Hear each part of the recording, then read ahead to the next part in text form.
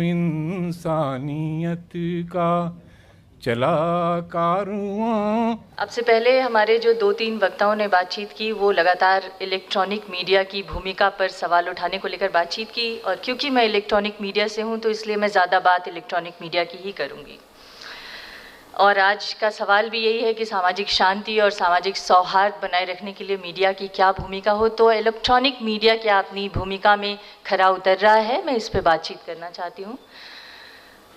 अगर सामाजिक सौहार्द और सामाजिक शांति के मुद्दे पर इलेक्ट्रॉनिक मीडिया की भूमिका को देखें तो कभी कभी ये सवाल बहुत आसान लगता है और कभी कभी बेहद चुनौतीपूर्ण लगता है। सवाल आसान इसलिए लगता है क्योंकि आए दिन इस तरह की खबरें आती हैं और हम लोग खबर दिखाते हैं, उस पर चर्चाएं भी करती हैं और फिर आगे बढ़ जाते हैं। लेकिन जब मैं आत्मविश्लेषण में गहरे उतरती हूँ तो मुझे ये सवाल बहुत चुनौतीपूर्ण लगता है, और चुनौतीपूर्ण इसलिए लगता है कि जब मैं सोचने लगती हूँ कि क्या हम अपनी संवैधानिक जिम्मेदारियों को निभा रहे हैं तो मुझे चुनौतीपूर्ण लगता है। जब मैं ये सोचती हूँ कि क्या हम सामाजिक सौहार्द बनाए रखने की तरफ आगे बढ़ रहे हैं तो फिर मुझे ये चुनौतीपूर्ण लगता है। जब मैं सोचती हूँ कि क्या हम हाशिए पर खड़े हुए लोगों के आवाज़ को दिखाने में सक्षम हैं तब भी मुझे ये चुनौतीपूर्ण लगता है। और जब मैं ये सोचती हूँ कि क्या हम अपनी खबरों की प्रामाणिकता को लेकर सतर्क हैं तब भी ये मुझे चुनौतीपूर्ण लगता है।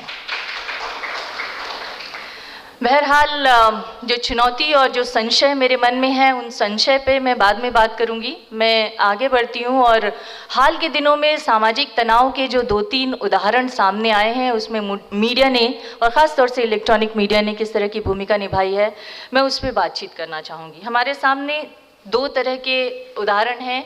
एक तब जब इलेक्ट्रॉनिक मीडिया ने सकारात्मक भूमिका निभाई और एक तब जब इलेक्ट्रॉनिक मीडिया सवालों के घेरे में आई। अगर सकारात्मक भूमिका की बात करें तो 2 उदाहरण हैं। एक कैराना का उदाहरण है। कैराना में जो खबर सामने आई कि हिंदू लोग जो है अपने घरों को छोड़कर यहाँ से जा रहे हैं, उस वक्त जो खबर आई कि 446 हिंदू कैराना छोड़कर चले गए हैं और उसकी उसमें एक सामाजिक तनाव का एंगल था। ऐसा लगा कि उसमें सामाजिक सौहार्द या सामाजिक तनाव बिगाड़ने की कोशिश कहीं से हो सकती है, क्योंकि ये सोशल मीडिया पे खबर आई और इसके बाद जब मेन स्ट्रीम मीडिया ने जाकर वहाँ पे पड़ताल की तो खबर कुछ और निकली। तो उस समय सामाजिक तनाव को कम करने में मीडिया की और ख़ास तौर से इलेक्ट्रॉनिक मीडिया की मैं बात करना चाहती हूँ, एक सकारात्मक भूमिका देखने को आई।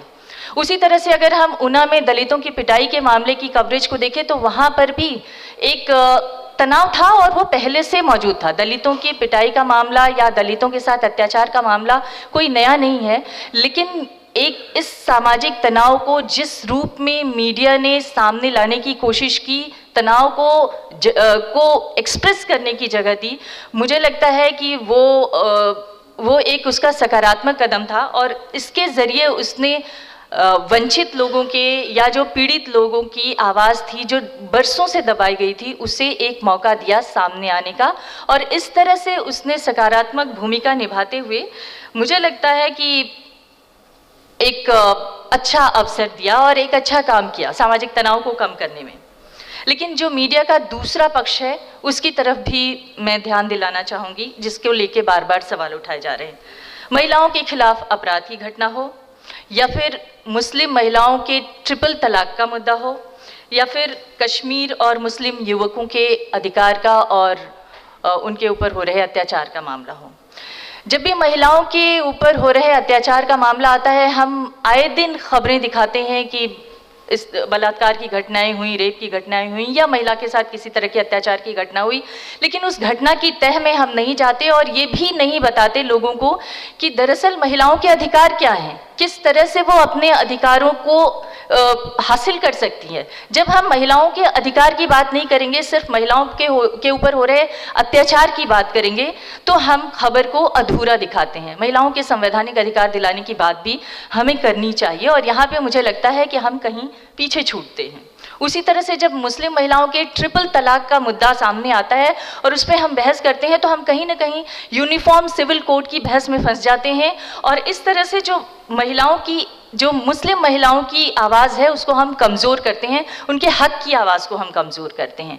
और ठीक इसी तरह से जब कश्मीर का मुद्दा आता है या जब नौजवान मुसलमान युवकों के हक का मामला आता है, तब हम राष्ट्रवाद की बहस में फंस जाते हैं और तब भी मुझे लगता है कि वंचित तबके के आक्रोश को हम आवाज़ नहीं दे पाते हैं।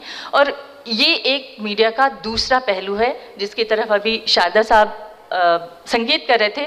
मैं उसको थोड़ा और खुल के बताना चाहती हूँ कि ये मीडिया में हो रहा है और हम सब महसूस करते हैं। तो इससे जब हम आक्रोश को आवाज़ नहीं देते, जब वंचित तबकों को अपनी आवाज़ रखने की बात या प्लेटफॉर्म नहीं देते हैं, तब कहीं ना कहीं समाज में तनाव बढ़ता है। तो मीडिया हालांकि कुछ हद तक अच्छा काम कर रहा है, लेकिन कहीं पे वो अपनी जिम्मेदारियों से लैग भी कर रहा है। यहाँ पर मैं एक कोट दोहराना चाहूँगी जो 33वें अमेरिकी राष्ट्रपति हैरी एस ट्रूमैन का कोट है, जिसमें उन्होंने कहा है कि you can never get all the facts from just one newspaper, and unless you have all the facts you cannot make proper judgment about what is going on। यानी कि अगर आप सिर्फ एक ही न्यूज़पेपर पढ़ते हैं या आप सिर्फ एक ही न्यूज़ चैनल देखते हैं या फिर आप सिर्फ एक ही तरह की चीज़ें देखने सुनने के आदी हैं, तो फिर शायद आप खबर के साथ पूरा न्याय नहीं कर पा रहे हैं। और आपको सभी तरह की खबरें पढ़ने, सुनने और सभी तरह की आवाज़ें सुनने के बाद ही अपने विचार बनाने चाहिए। मैं तो यहाँ पर यही कहूँगी। अब आगे बढ़ते हैं। जिस संशय और जिस चुनौती की बात मैंने की उसका जिक्र मैं करना चाहूँगी, क्योंकि आजकल मीडिया की खबरों की प्रामाणिकता को लेकर सवाल उठने लगे हैं। तो मुझे भी लगता है कि जितनी इलेक्ट्रॉनिक मीडिया पे खबरें आ रही हैं, क्या वाकई उन सब चीज़ों को, उनके तथ्यों को परख कर सामने लाया जाता है कि नहीं। कई बार हम सब लोग इन सवालों से जूझते हैं, और इसलिए जूझते हैं क्योंकि हम डे टू डे लाइफ में वो देख रहे हैं। हर दिन जिस तरह से काम हो रहा है मीडिया में, उसको देख रहे हैं। इलेक्ट्रॉनिक मीडिया में अगर हम इंटरनेशनल खबरों की बात करें तो पूरी तरह से हमारी डिपेंडेंसी विदेशी न्यूज़ एजेंसीज पे है, चाहे वो रॉयटर हो, चाहे वो APTN हो। मुझे नहीं लगता कि किसी भी इलेक्ट्रॉनिक मीडिया का इक्का दुक्का अगर छोड़ भी दिया जाए अपवादों को, तो कोई इलेक्ट्रॉनिक मीडिया का या इलेक्ट्रॉनिक चैनल का कोई रिपोर्टर विदेशों में कहीं मौजूद है। ज़्यादातर खबरें हम APTN और रॉयटर से लेते हैं। तो यहाँ पर हमारी डिपेंडेंसी विदेशी न्यूज़ एजेंसीज पर है, जो जिस तरह से खबरें परोसती हैं हम उसको उसी रूप में दिखाते हैं। और दूसरी अगर हम नेशनल लेवल पे अपनी खबरों के कलेक्शन की बात करें, तो नेशनल लेवल पे भी हम 3-4 तरह से खबरों के लिए डिपेंडेंट हैं।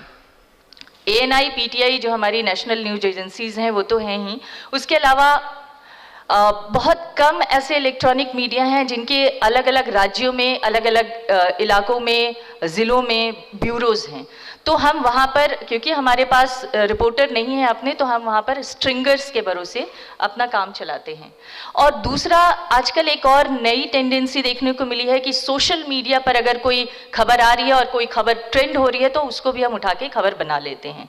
तो जब इंडिविजुअल्स के हाथ में चली जाती है खबर, तो फिर उसकी सत्यता प्रमाणित करने का कोई आधार नहीं रहता। और कई बार हम उस सोशल मीडिया पर चलने वाली खबरों के ट्रेंड को देख के खबरें बनाते हैं और इसलिए हमारी प्रामाणिकता खतरे में आ जाती है। मुझे लगता है इसकी तरफ हमें ध्यान देने की ज़रूरत है। इसके अलावा संशय तब भी उभरता है जब मीडिया में हम देखते हैं कि वैचारिक लॉबिंग हो रही है। ये भी आजकल एक बड़ा ट्रेंड है कि कोई एक विचारधारा हावी हो रही है मीडिया में और दूसरी विचारधारा के लोग या दूसरी विचारधारा को अगर हम स्पेस नहीं देंगे तो फिर कहीं ना कहीं संशय होता है कि क्या ये खबर पूरी तरह से प्रामाणिक है, या खबर को जिस रूप में दिखाया जा रहा है वही असली रूप है, वही असली खबर है, या इसके पीछे कुछ दूसरा पहलू भी हो सकता है। तो जब वैचारिक लॉबिंग या वैचारिक धारणाएं हावी होती हैं तब मुश्किल आती है। और तब कभी कभी ऐसा भी होता है कि दूसरे पक्ष को या रिपोर्टर को या एंकर को दूसरी लॉबी का, किसी पॉलिटिकल पार्टी से जोड़कर देखने का, या विकास विरोधी बताने का, या देश विरोधी बताने का भी मुहिम चला दिया जाता है। तो ये भी एक संकट है इलेक्ट्रॉनिक मीडिया में जिसको हम सब झेलते हैं। तो ऐसे कम लोग हैं जो इन सब चुनौतियों को पार पा के भी डटे हुए हैं, ऐसे बहुत कम लोग हैं, और जो लोग हैं उनको मेरा सलाम। मुझे लगता है कि मैं अपनी इस स्पीच के आखिरी चरण में यही कहना चाहूँगी कि lack of information can at any stage of a conflict make people desperate, restless and easy to manipulate. मुझे यही कहना है कि हमें लोगों को रेस्टलेस होने से, डेस्परेट होने से और मैनिपुलेट होने से बचाना चाहिए, और इसके लिए हम जितना भी एफर्ट कर सकें करें। नमस्कार।